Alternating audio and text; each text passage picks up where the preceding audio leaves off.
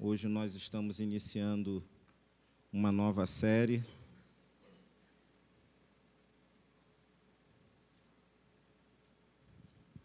E é uma série maravilhosa no mês do perdão.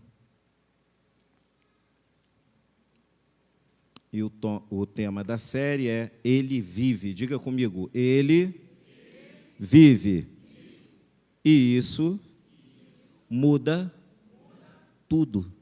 Muda tudo. Ele vive e isso muda tudo. Amém? Abra sua Bíblia em João capítulo 13. Evangelho escreveu São João capítulo 13, versículo 1.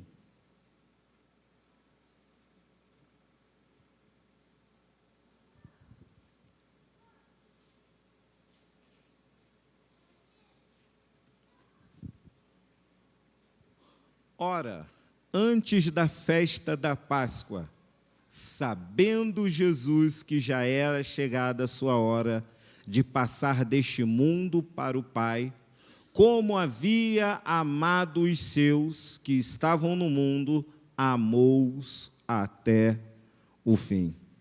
Amém? O tema do sermão é a semana que mudou a história. Senhor Deus e Pai, graças te damos por tua bondade e misericórdia. Conduza-nos, ó Espírito Santo, em tua graça e misericórdia e fala conosco, em nome de Jesus. Amém.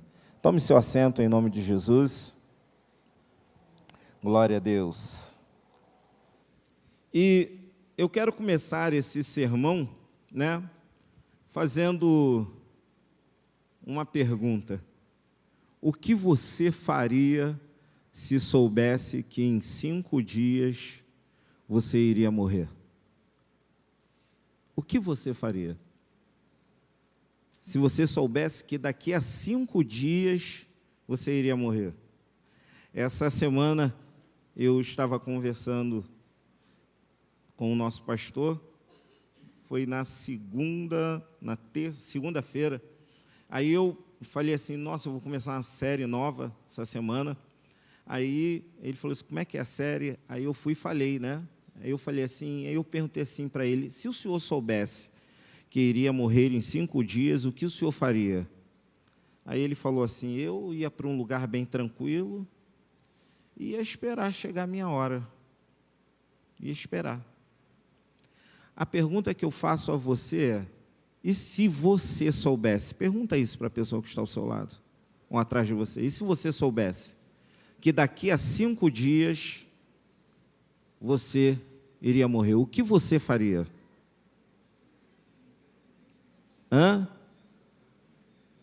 Teve um rei que o profeta até chegou para ele e falou assim, olha, coloca a tua casa em ordem, porque tu vai... E aí o rei virou a cabeça para a parede e falou assim, Senhor, tem misericórdia, tu sabe como eu andei na tua presença e tudo mais, e falou com Deus, e Deus foi misericordioso e acrescentou a ele mais 15 anos de vida. Deus faz isso. Só que no caso de Jesus,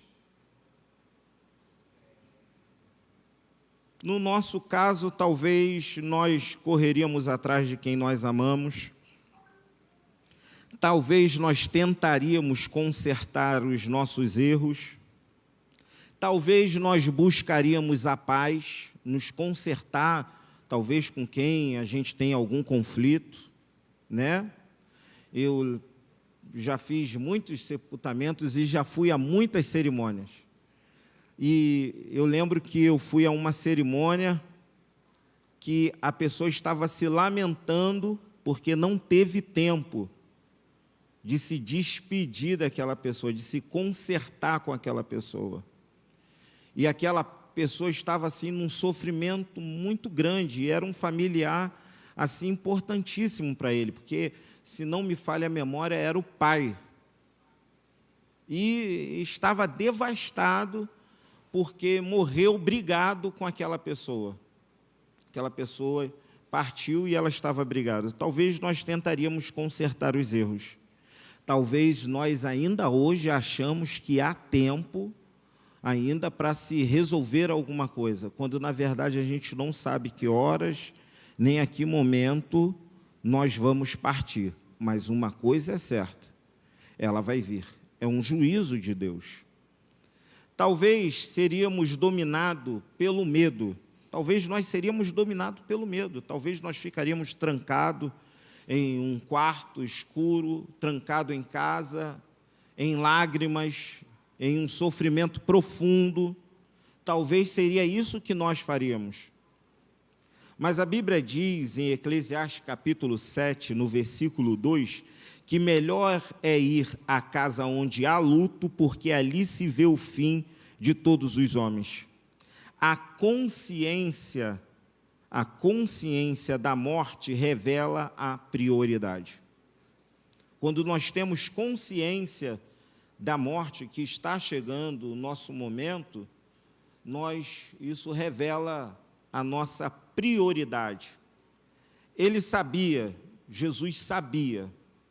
Jesus não apenas sabia que iria morrer, ele sabia como iria morrer, que eu acho que causaria mais angústia, porque aí me abre uma outra pergunta.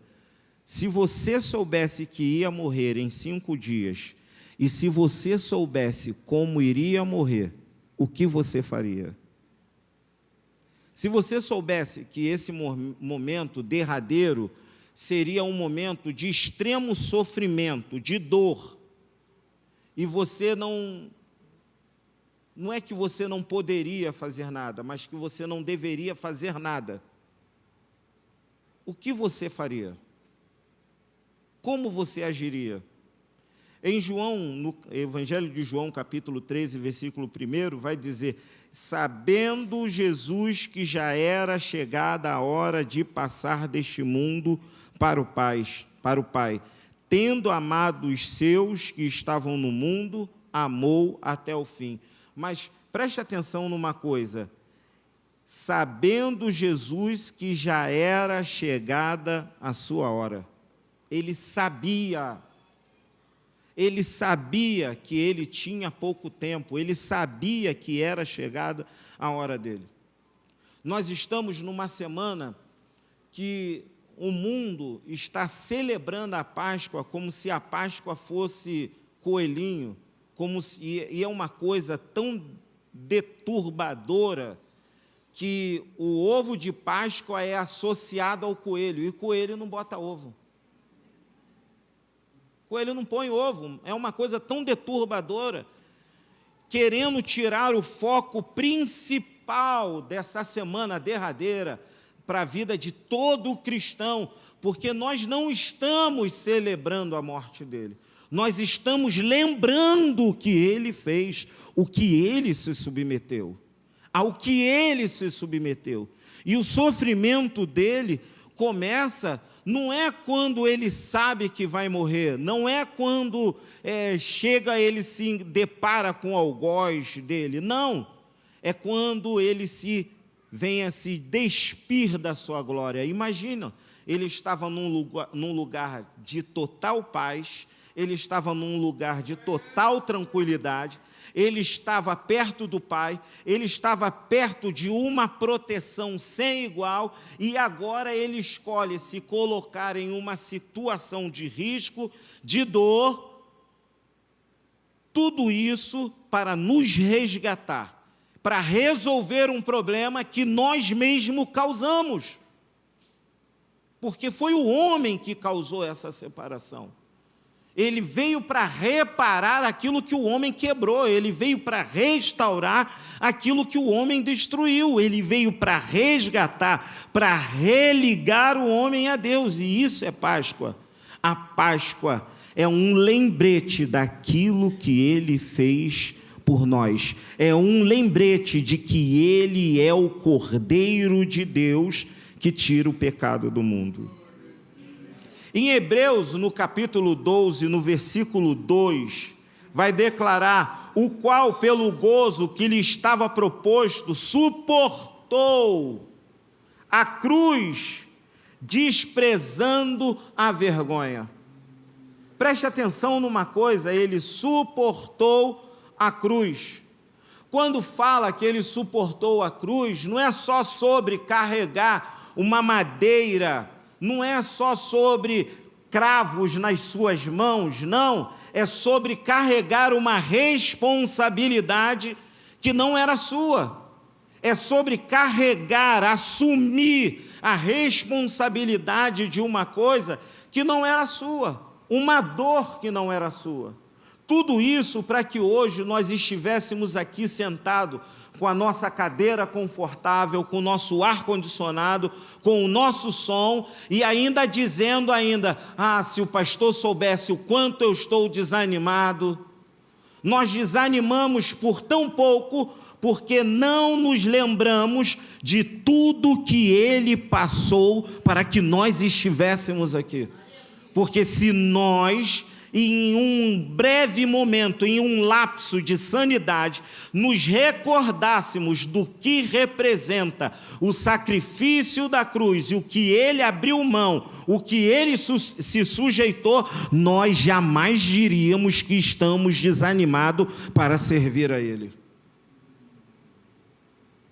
Ele sabia da cruz, ele sabia da dor, ele sabia da cruz, porque a cruz não representava só um objeto de sofrimento, não representava só um objeto de dor, para infringir dor, era um objeto que era representado para apresentar os piores criminosos da época. Era um símbolo de humilhação. A cruz era um símbolo de humilhação.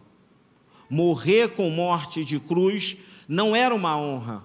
Hoje nós temos crucifixos, colocamos os crucifixos nas paredes dos templos como se fossem objeto de honra, de alegria. Hoje nós fazemos pingente, pingente de cordão, colocamos em anel, colocamos na tela do celular.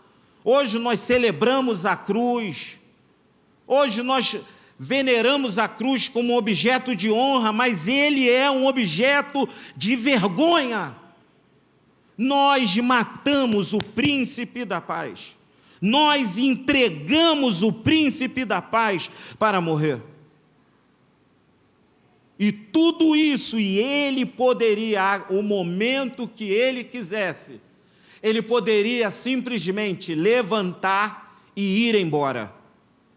Ele poderia. Tanto que quando Pedro corta a orelha do soldado, nós vamos ver que ele vira para Pedro e fala assim: se eu quisesse resolver, eu pedia ao Pai, eu rogava ao Pai agora, e o Pai ia mandar legião de anjo. Mas não era, ele vai declarar: ninguém tira a minha vida, eu a dou. Ele deu voluntariamente para que hoje nós estivéssemos sentados aqui. Talvez você chegou aqui e falou assim: olha, a mensagem que eu vi lá, que o pastor estava anunciando, meu Deus, vai ser algo assim que vai me levantar a minha moral, vai me deixar em alto astral, vai me deixar para cima. Eu também não quero te deixar para baixo, mas eu quero te lembrar de uma coisa, de tudo que ele fez por nós. Coloca aí para mim, Romanos capítulo 12, versículo 1.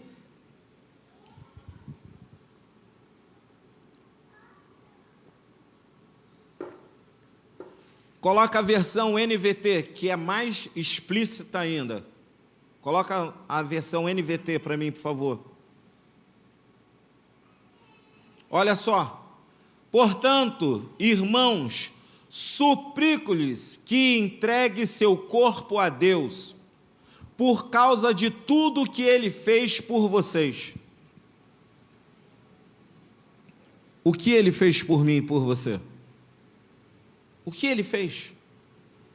Ele entregou a si mesmo. Ele sabia da traição, Salmo 41, verso 9, até o meu próprio amigo íntimo, em quem eu tanto confiava, que comia do meu pão, levantou contra mim o seu calcanhar. Você sabe quem era o amigo íntimo dele? Judas. Entenda uma coisa, eu estava lendo essa semana que o beijo que Judas deu não era só um beijo, não representava só o ósculo santo. Naquele período, quando uma pessoa beijava no rosto, ela estava representando igualdade. Era como se fosse dois mestres se cumprimentando. Quando ela beijava na testa, geralmente era demonstração de um carinho de um pai com o filho, ou de um filho com o pai. Mas quando beijava na mão, era a representação de um mestre e seu discípulo. Só os discípulos beijavam a mão do seu mestre naquele período. Naquele beijo ali, ele estava dizendo que ele honrava aquela pessoa, mas ao mesmo tempo ele estava dizendo: eu me submeto a ela. Judas traiu Jesus não só com um beijo, mas com a representação de honra e de respeito. Ele quebrou esses dois aspectos, honra e respeito.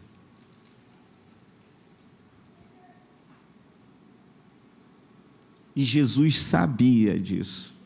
Jesus tanto sabia que antes de acontecer isso, quando ele está sentado à mesa com os discípulos na última ceia, o texto vai dizer que Jesus declara assim: um de vós há de me trair hoje, há de me trair. Aí alguém vai perguntando: eu? Aí Jesus fala assim: aquele que meter a mão comigo no pão. E aí sabe o que acontece? Eu acredito que quando Jesus falou isso, Pedro não estava ao lado dele. Eu acredito que de um lado estava João, o apóstolo amado, e do outro Judas. Porque, vamos lá, se o soldado só foi prender Jesus e ele desembainhou a espada, se Pedro soubesse que Judas iria trair Jesus, o que Judas não faria com... O que Pedro não faria com Judas? Então Jesus não falou aquilo tão alto, mas quem estava do lado ouviu. Quem estava do lado ouviu. Jesus sabia, tanto que Jesus vira para Judas, e Judas cinicamente vira para Jesus e fala assim: eu? E Jesus fala assim: o que tu tens de fazer, faça logo.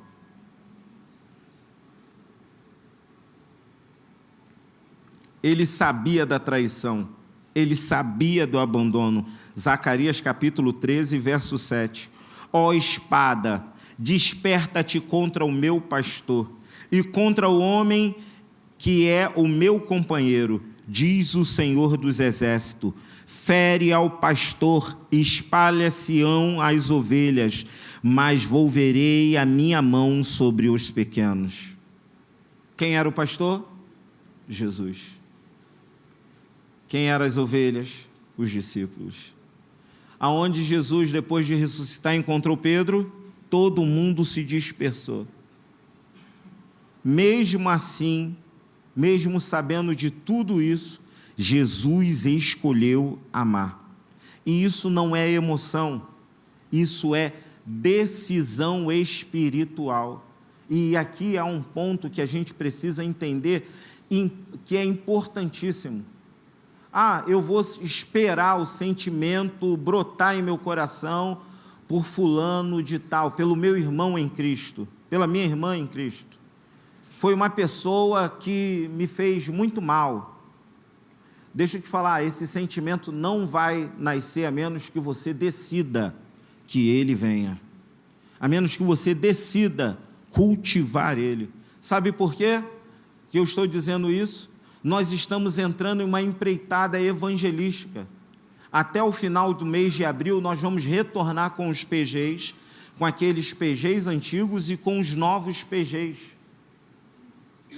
Vai entrar pessoas na casa dos nossos irmãos, que são os anfitriões, pessoas que outrora eram inimigos, declarados, lhe fizeram mal.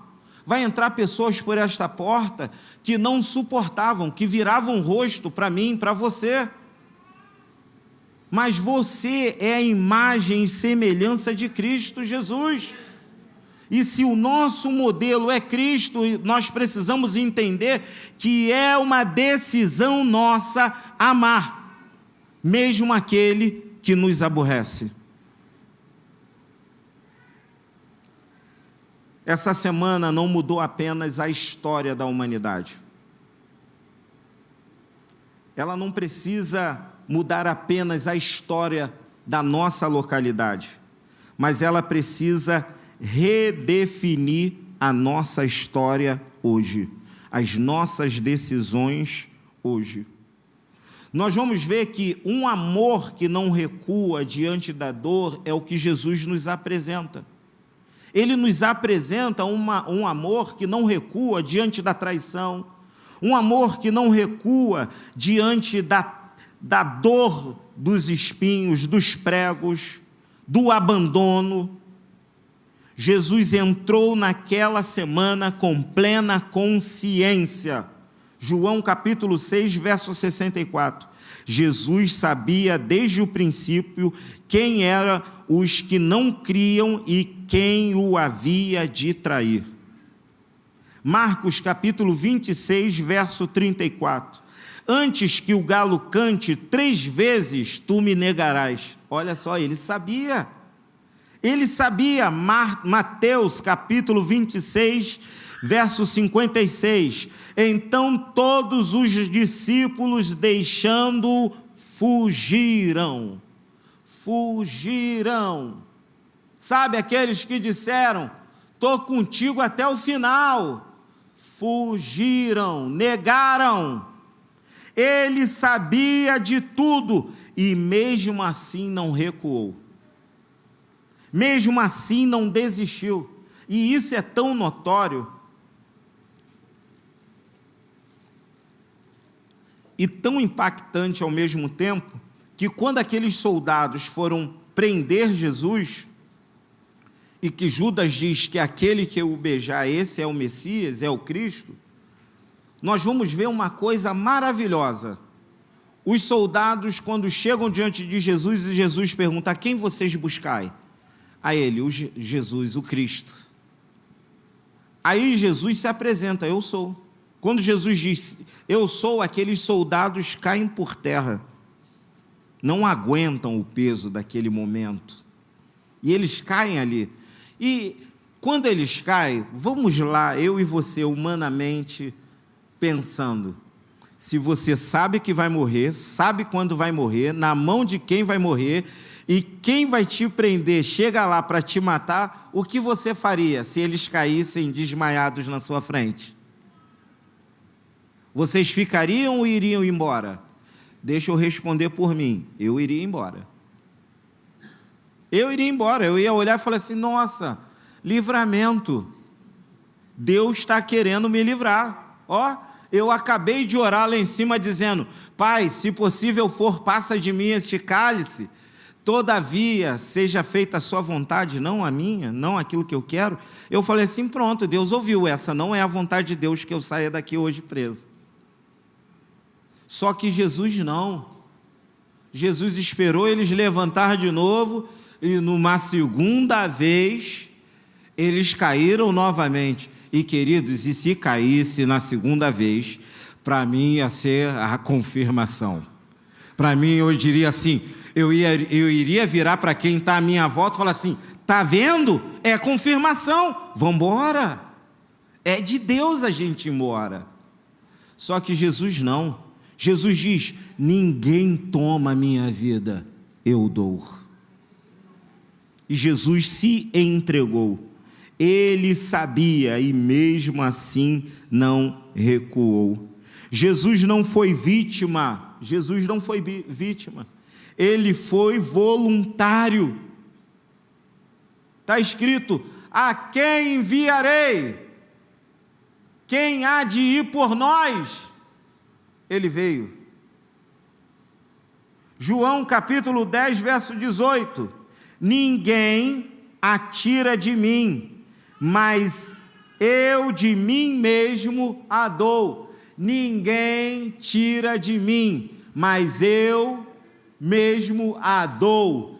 Tenho autoridade para entregá-la e também para tomá-la de volta, pois foi isso que meu Pai ordenou. Ele tinha autoridade, ele tinha a liberdade, mas ele resolveu ficar. Ele resolveu ficar porque ele entendeu que a missão era mais importante do que até emoções terrenas. O amor de Jesus não é apenas uma reação ao seu comportamento, é uma expressão da natureza dele. Em 2 Timóteo, capítulo 2, verso 13, vai dizer: se formos infiéis, ele permanece fiel, pois não pode negar a si mesmo, ele permanece fiel. Você pode ter falhado, mas o amor dele nunca falha, nunca falha. Você pode até falhar, mas o amor dele nunca falha. E aí, eu olho para João dizendo: eu, João, apóstolo amado, eu entendo o porquê que ele disse que era apóstolo amado. Não era só sobre ser mais amado, é sobre saber que era amado. E quantos de nós, às vezes, nos deparamos com uma situação que parece que mina essa certeza, que deveria ser uma certeza, como é que eu vou dizer? Uma certeza inabalável. Ele nos ama, e Ele nos ama tanto, que em João, no Evangelho de João, capítulo 3, verso 16, diz que Deus entregou o seu Filho por amor. Ele amou tanto o mundo, Ele amou tanto o mundo. E no Evangelho de João vai dizer que Jesus declara João capítulo 13, que Ele os amou até o fim. Coloque sua mão sobre seu coração e declara comigo: mesmo sabendo quem eu sou, Ele não desistiu de mim. Ele sabe exatamente quem você é. Ele sabe exatamente quem você é. Eu não sei quem você é. Eu sei quem você é aqui dentro. Eu sei quem você é quando a gente come ali na cantina. Eu sei quando você é quando a gente vai ali no Catumbi. Eu sei quem você é quando a gente está numa atividade. Quando você está participando de uma brincadeira aqui na área gourmet. Eu sei quem é você. Mas fora daqui, eu não sei quem é você. Eu não sei quem é você dentro da sua casa, quando está você e seu marido. Eu não sei quem é você quando está você e sua esposa. Eu não sei quem é você com os seus filhos. Eu não sei que tipo de filho você é com seus pais. Mas Ele sabe. E mesmo assim, resolveu te amar. Ele não desistiu de você. Amar até o fim é uma escolha espiritual. Amou até o fim. Não é a fala apenas de duração. Não fala apenas de duração, não. Ele amou até o fim. E quando é o fim? Será que esse negócio tem prazo de validade? Ele está falando, não é de prazo de duração. Ele está falando de profundidade. Ele está falando de intensidade. Ele está falando de uma entrega total. Essa profundidade Ele sabe exatamente que tipo de pessoa nós somos. E mesmo assim nos ama. mesmo assim a misericórdia e graça está sobre nós. Sabe qual vai ser o problema? O dia que ele voltar como juiz. Sabe por quê? Enquanto ele não volta, você desfruta, eu e você desfrutamos deste amor, reverenciamos este amor.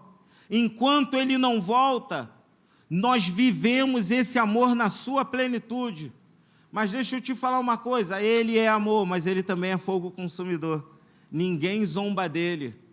Sabe quando é que alguém zomba de Deus? É quando alguém sabe de quem você exatamente é, da onde ele te resgatou, da onde ele te tirou, aquilo que ele fez por você, e você vira para ele e fala assim: eu não quero mais caminhar, eu estou desanimado, eu vou desistir, eu vou parar. Se você é grato por tudo que ele fez e entende tudo que ele fez, parar não é uma escolha. Seguir em frente é a melhor decisão que nós devemos tomar. É a melhor... Pastor, mas o senhor não sabe o grau de dificuldade. Eu não sei o grau de dificuldade, não posso comensurar o grau de dificuldade, não posso imaginar, não posso infligir, eu só posso falar do meu grau de dificuldade. Mas de uma coisa eu sei, a Bíblia apresenta o grau de dificuldade daquele que foi até o fim para que hoje eu estivesse aqui. Eu não posso fazer menos do que ele fez, eu preciso ir até o fim. Em Filipenses, capítulo 2, verso 8, vai dizer: humilhou-se a si mesmo, sendo obediente até a morte, morte de cruz. Quando ele está dizendo, esse texto está dizendo, sendo obediente até a morte, morte de cruz, quando ele veio, ele sabia que morreria por nós. E ele veio em um ato de obediência ao Pai. Imagina só. Meu filho, você precisa morrer para que eles precisem ser restaurados. E Jesus vira e fala: eis-me aqui, eu vou, envia-me a mim. E ele vem, sabia, olhou no olho no olho de quem iria traí-lo, olhou olho no olho, e mesmo assim, cumpriu toda a sua missão. E não cumpriu com ódio, não cumpriu com raiva, não cumpriu humilhando ninguém, não cumpriu na arrogância, na ignorância, não cumpriu dando patada nos outros, humilhando os outros.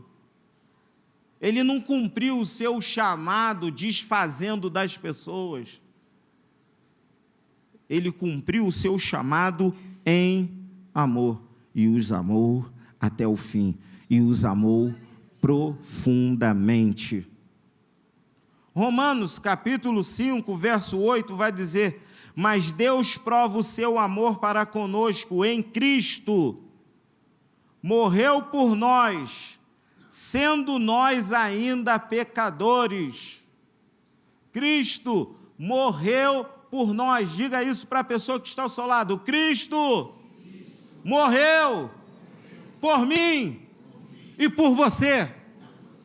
Então, no dia mais difícil da sua caminhada, da sua vida familiar, no seu trabalho, em onde você estiver, não se esqueça, foi pago um alto preço. Aleluia. Jesus amou quando foi rejeitado. Isaías 53, 3. Era desprezado e o mais rejeitado entre os homens, homens de dores, experimentado nos sofrimentos, e como um de quem os homens escondiam o rosto, e era desprezado, e não fizemos dele caso algum. Isaías 53, 5, quando ele foi ferido, nos amou.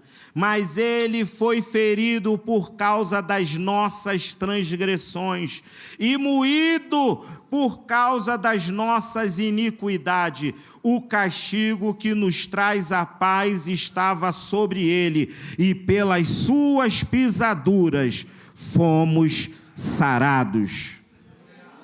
Coloca para mim, 1 Pedro, capítulo 2, verso 23. Ele nos amou quando foi injustiçado, o qual, quando o injuriavam, não injuriava, e quando padecia, não ameaçava, mas entregava-se àqueles que julga justamente.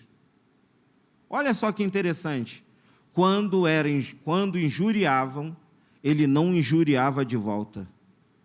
É tipo assim, quando agrediam verbalmente, ele não agredia de volta.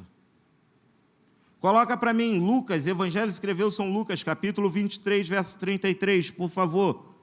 Ele amou, mesmo quando foi crucificado.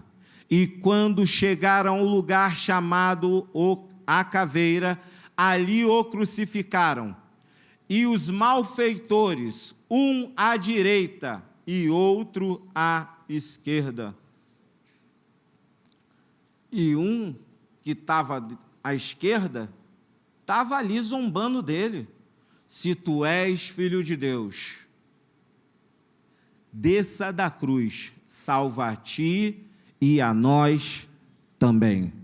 Olha só, olha para mim. Meu Deus, ele poderia ter feito alguma coisa e mesmo assim resolveu pagar o preço até o final. No auge da dor, ele liberou perdão. Evangelho de São Lucas, capítulo 23, verso 34. Pai, perdoa-lhes, porque não sabem o que fazem. Gente, quem aqui com dor fica bem-humorado? Tem alguém aqui que quando está com dor, consegue dizer, eu te amo, olha, com uma dorzinha de cabeça, com uma enxaqueca, ou sei lá. Tem gente que com fome vira outra pessoa. Com fome vira outra pessoa. Com dor, então, você não sabe se é a pessoa ou a personificação do mal. É ou não é verdade? A gente com dor fica insuportável. Mas olha só o que o texto vai dizer. Pai, perdoa-lhes, porque eles não... Cheio de dor daquela coroa em sua cabeça. Cheio de dor daqueles pregos em sua mão, nos seus pés, cheio de dor, tendo que sustentar o peso do corpo sobre os pés com pregos. E em vez de fazer uma oração de maldição, Senhor, cala a boca desse infeliz que não está vendo eu aqui nesse sofrimento, não, ele vira e fala assim, Pai, perdoa-lhes, porque eles não sabem o que fazem. Isso redefine o conceito de perdão. Perdão não é um sentimento, perdão é decisão espiritual. Ah, eu não consigo perdoar. Você consegue sim. Jesus conseguiu perdoar, ele decidiu perdoar. Ah, eu não sei como perdoar, apenas decida. Colossenses capítulo 3, verso 13, assim como Cristo vos perdoou, assim fazei vós também. Sejam compreensivos uns com os outros. Às vezes a gente não é compreensivo. A gente às vezes coloca uma régua do nosso jeito. E problema é do outro, o outro que se enquadre naquilo que a gente quer. Às vezes a gente não é compreensivo, às vezes a gente não leva em consideração os fatores, o ambiente onde a pessoa foi criada, com quem a pessoa foi criada. Imagina só, eu conheço um irmão que ele é uma pessoa de um coração maravilhoso, mas quando ele era criança, a mãe até a cabeça dele na privada colocou.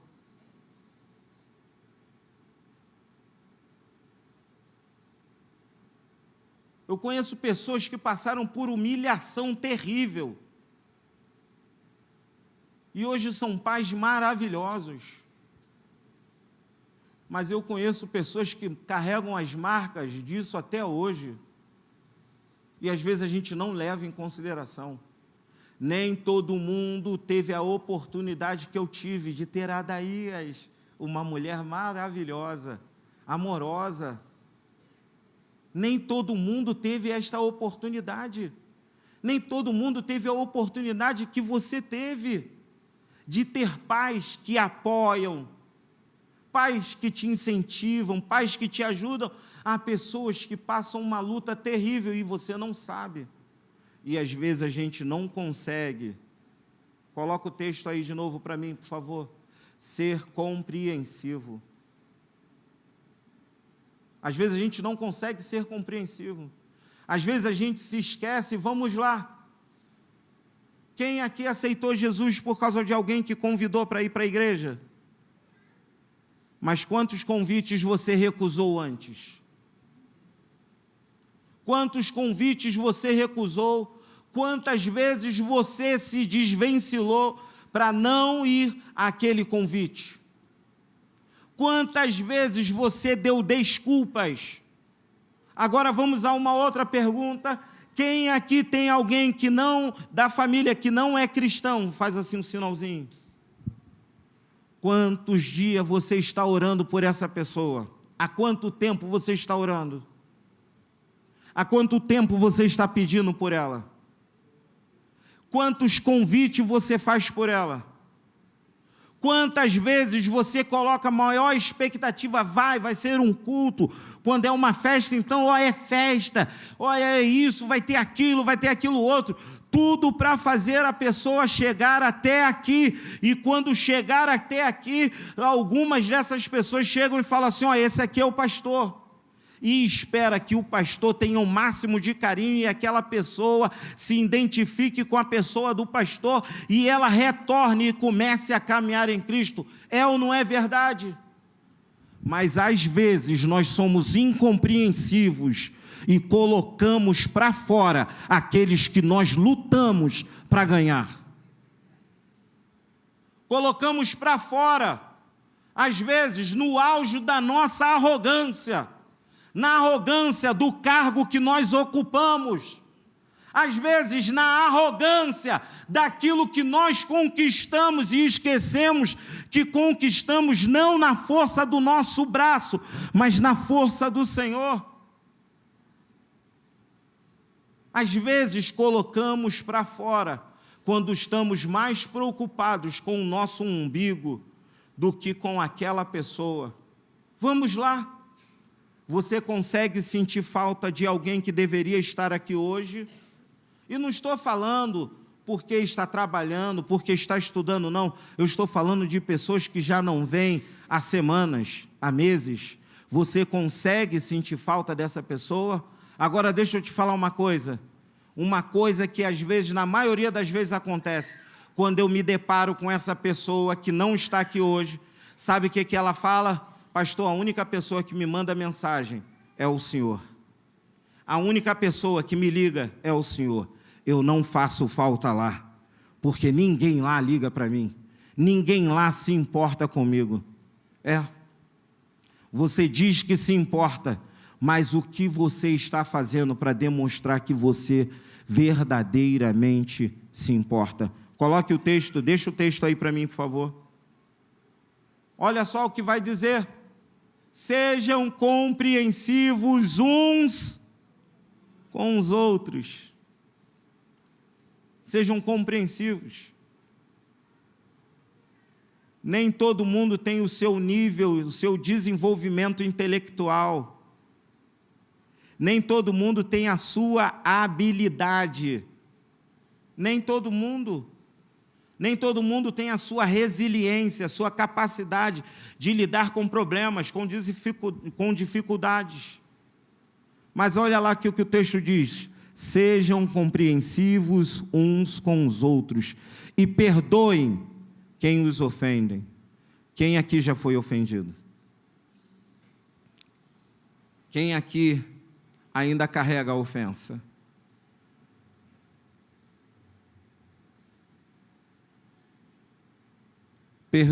Perdoe quem os ofende.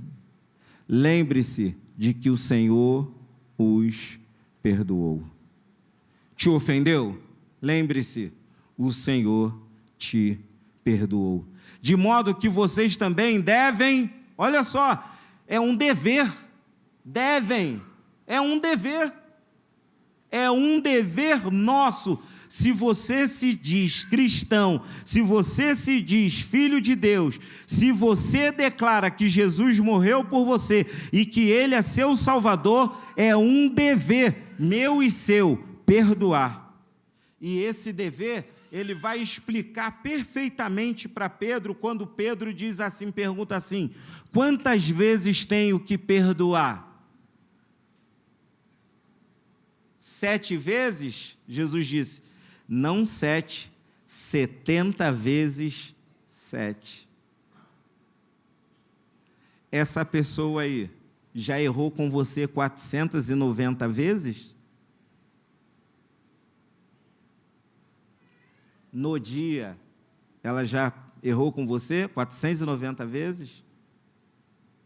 Perdoa.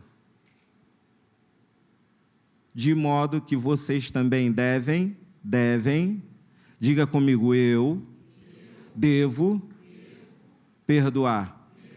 Diga comigo, eu tenho o dever de perdoar. Agora declara comigo mais uma vez, porque eu fui perdoado.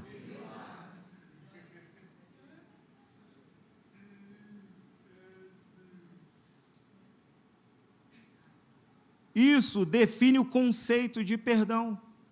Perdão não é um sentimento, ele é uma decisão espiritual. Perdão não começa no outro, começa em nós. O que acontece é que a gente fica esperando o outro vir rastejando, com as 4 patas quebradas, e dizer para a gente: você estava certo. Quando o desafio de Cristo não é sobre o outro, é sobre você. Se você tem alguma coisa contra alguém, ou alguém tem alguma coisa contra você, deixe a tua oferta no altar e vá até aquela pessoa e se conserte com ela. Se conserte.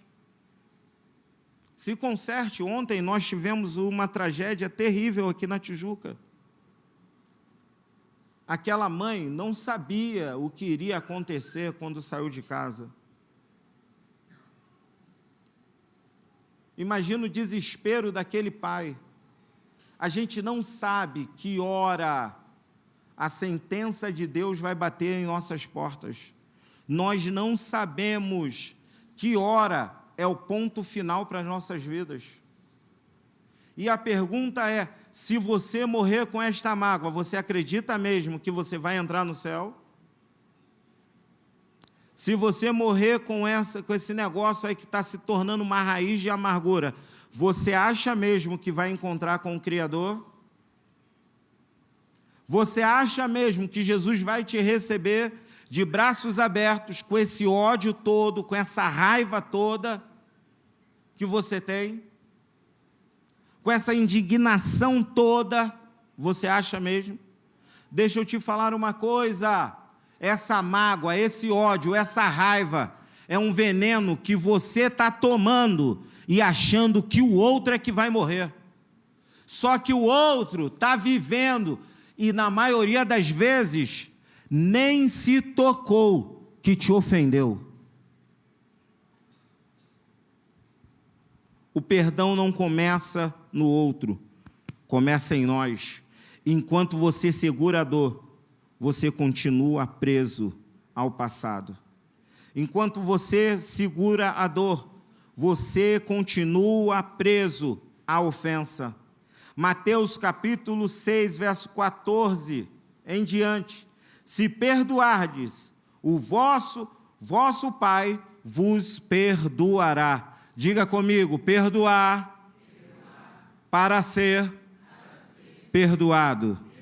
Porque eu já estou desfrutando do perdão.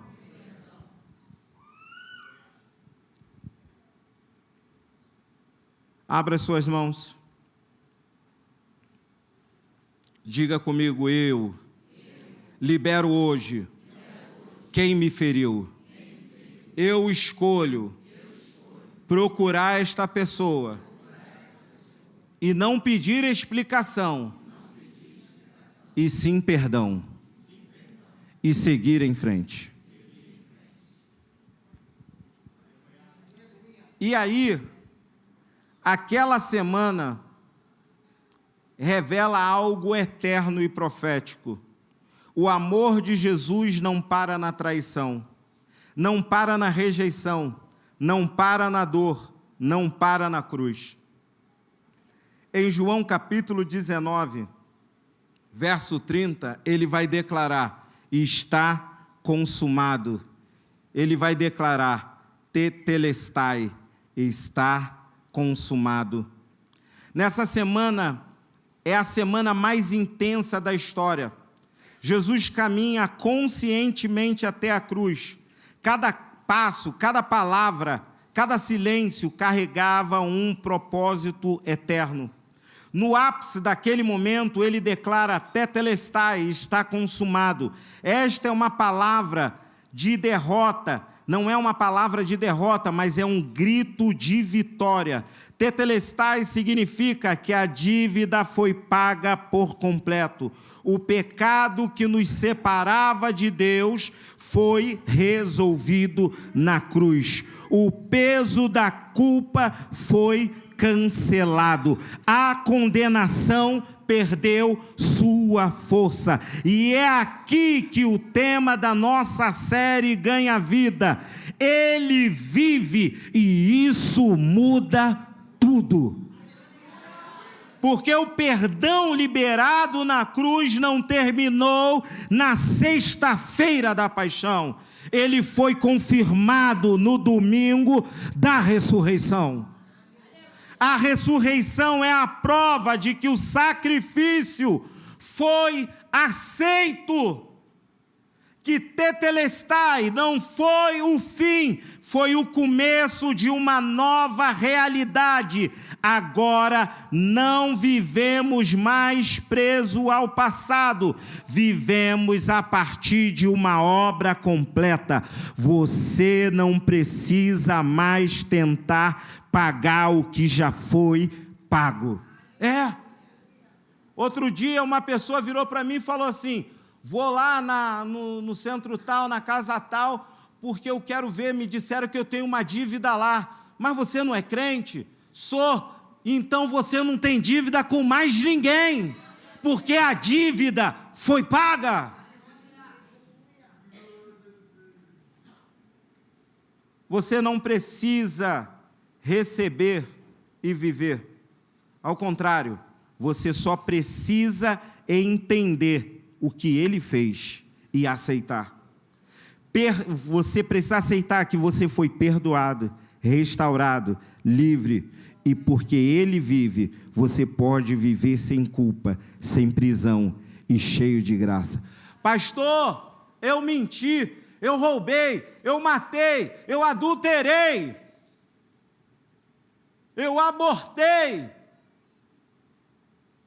Pastor, eu fiz tudo isso aí que o senhor falou e mais um pouco. Eu não fiz isso aí que o senhor falou, mas eu fiz coisas das quais eu me envergonho. Filhinhos, não pequeis, mas se pecar, tens um advogado. E sabe o que o advogado diz? Declara: tetelestai, está consumado, está pago. Romanos capítulo 8, verso 1.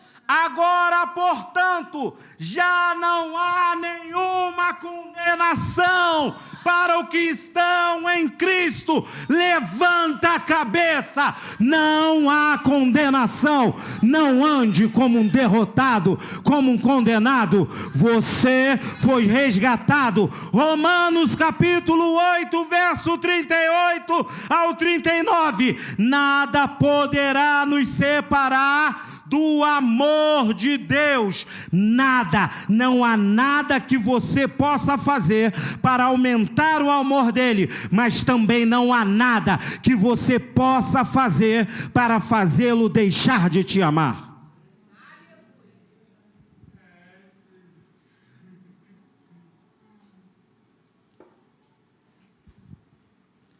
Ele foi até o fim por você. E se ele foi até o fim por você, você não pode viver pela metade para ele. Gálatas capítulo 2, verso 20. Já estou crucificado com Cristo. Foi isso que Paulo declarou. Eu já estou crucificado com Cristo. Fui crucificado com Cristo. Assim já não sou eu quem vive, mas Cristo vive em mim. Portanto, vivo neste corpo terreno pela fé no Filho de Deus, que me amou e se entregou por mim. Que me amou e se entregou por mim. Já não vivo mais eu, mas Cristo vive em mim.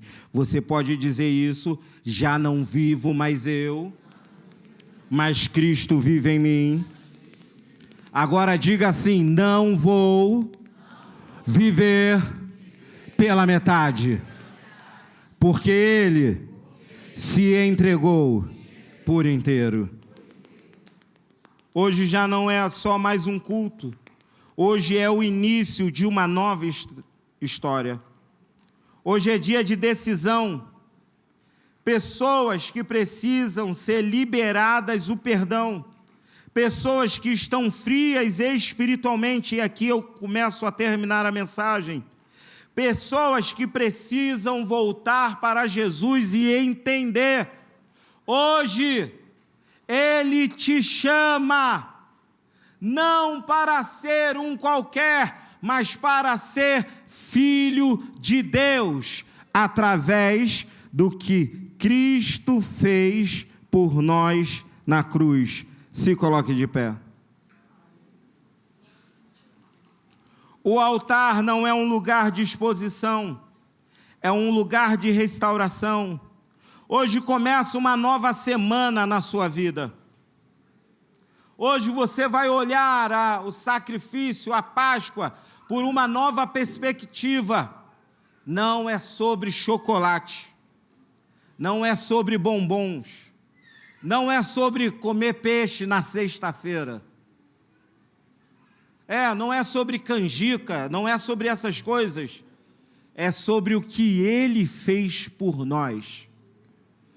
E por isso que estamos aqui. Eu quero orar por você e com você.